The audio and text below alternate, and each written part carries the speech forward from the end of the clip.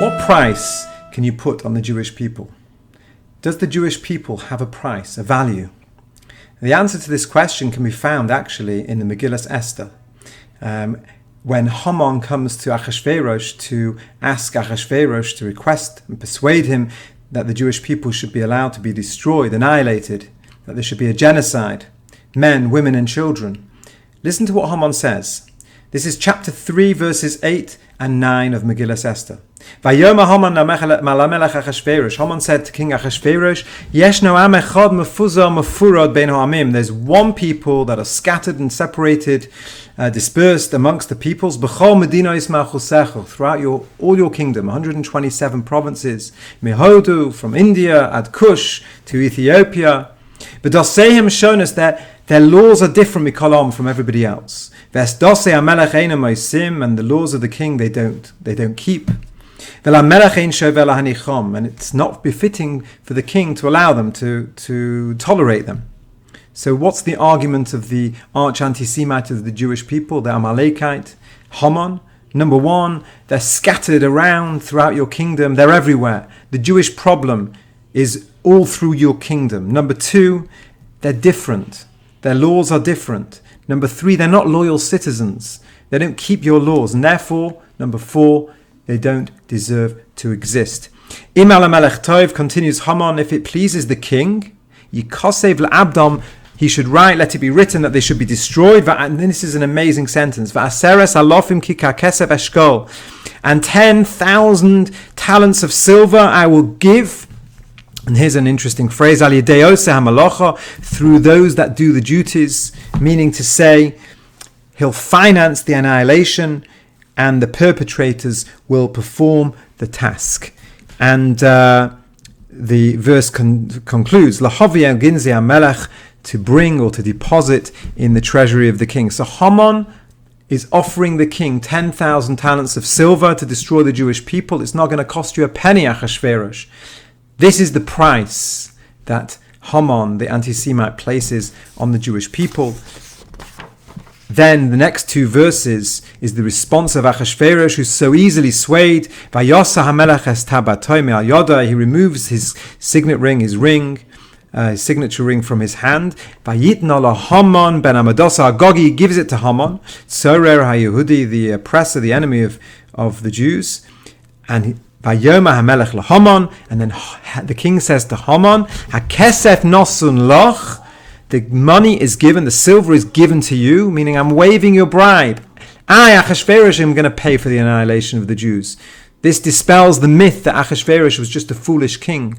He was as much, if not more, an anti-Semite than Haman himself, say the rabbis. For ha'am la'asois boi katov benech, on the people you can do that which you wish to them. So, to our original question, what is the price? What is the price tag on the Jewish people? It costs 10,000 talents of silver to destroy them. Is that the cost? To put on the ground the paramilitaries, to rouse the rabble, to arm them with the means to destroy men, women and children? Or is there more to it? Well, a few hundred years ago, Tosafot, the glosses on the side of the Talmud in Tractate Megillah, page 16a, they write as follows. That Haman calculated the value of the Jewish people based on the following biblical calculation. And listen to this. There are 600,000 Jews in the Torah. 600,000 men that are counted in the Torah. You'll say there's 603,550, but spiritually we're taught that there's 600,000 root souls. Says Tosafot, each of those gave chatzi shekel, the half shekel, as a ransom for their soul, to atone for the debacle, the tragedy, the spiritual adultery, sin of the golden calf. And that equals 300,000 shekolim, silver shekolim. Says Tosfos, this is equal to the 10,000 kikar that Haman initially offered to Achashverosh to destroy the Jewish people. The only problem is that if you actually calculate how many shekolim there are in 10,000 kikar, 10,000 talents, it's actually 30 million, 100 times more than Tosfos' calculation of 300,000, because each kikar, one kikar, is equal to 3,000 shekolim. 3,000 times 10,000 is, of course, 30 million. So what's happening? There are those that suggest an interesting resolution. They say that actually it was a copyist error in the text of Tosafot. The word Chatzi Shekel is written as an acronym Ches Shin, which can also be read as Chamishim Shkolim, 50 shekels, and 50 times by 600,000 is none other than 30 million shkolim, which exactly equals 10,000 kikar rim, 10,000 talents of silver. And the question is, what's the importance of 50? The answer is because in the Torah, the adult male, if he vows his value to the temple, he gives 50 shkolim. And therefore 50 is the amount that each individual is worth. But what does this comment exactly mean? That Haman understood the value, the price of the Jewish people? I think we can draw a very, very deep lesson, very relevant to our times. We live in a time where anti-Semitism has exploded. Latent anti-Semitism has come to the fore and is expressing itself in so many ways across the Western world. Not only as the Hamas and the axis of evil that want to physically annihilate the Jewish people, just like Haman did, but there are those who are expressly supporting that hatred in the streets of Europe, whether in London or in Sydney or in New York. And sometimes the Jewish people need to look at how the anti-Semites see the Jew in order to realize their true worth. When we think about it, it doesn't make sense to us logically. Why the Jews? Why bother with the Jews? But when one looks deeply into the Torah, into oneself, into the soul, one realizes actually the Jewish people are here not just to be a nation amongst nations, but to have a special voice, to be the voice of God, to be an Or LaGoyim, to be a light to the nations.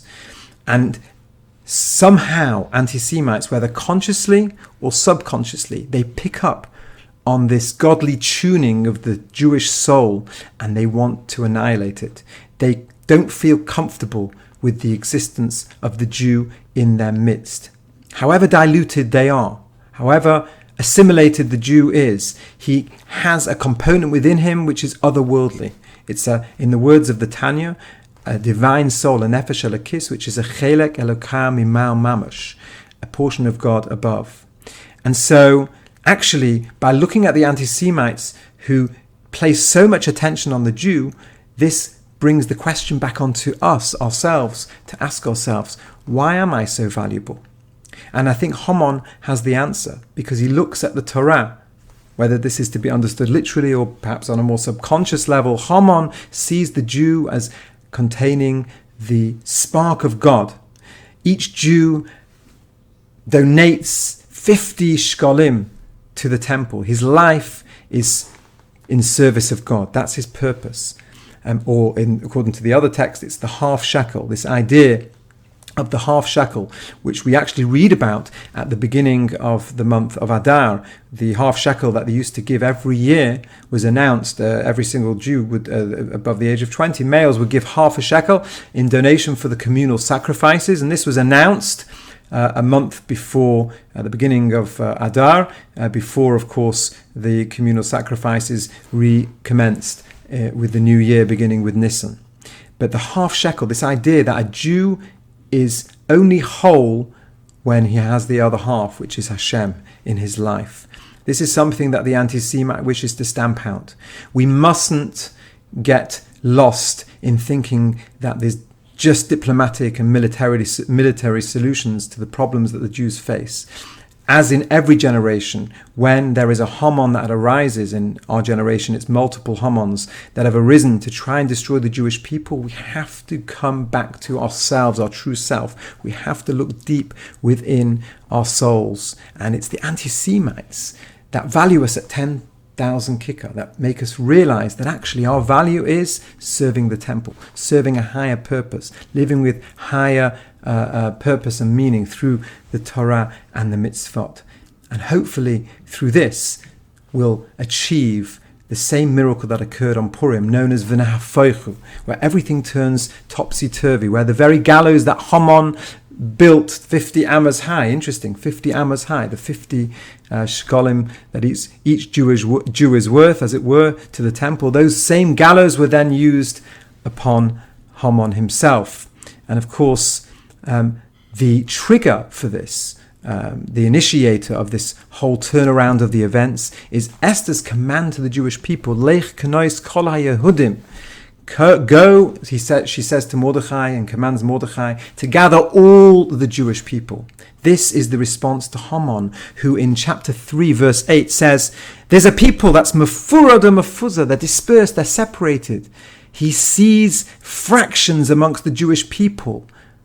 Like before October the 7th, the Jewish people seemed to, left and right, up and down, we were all over the place.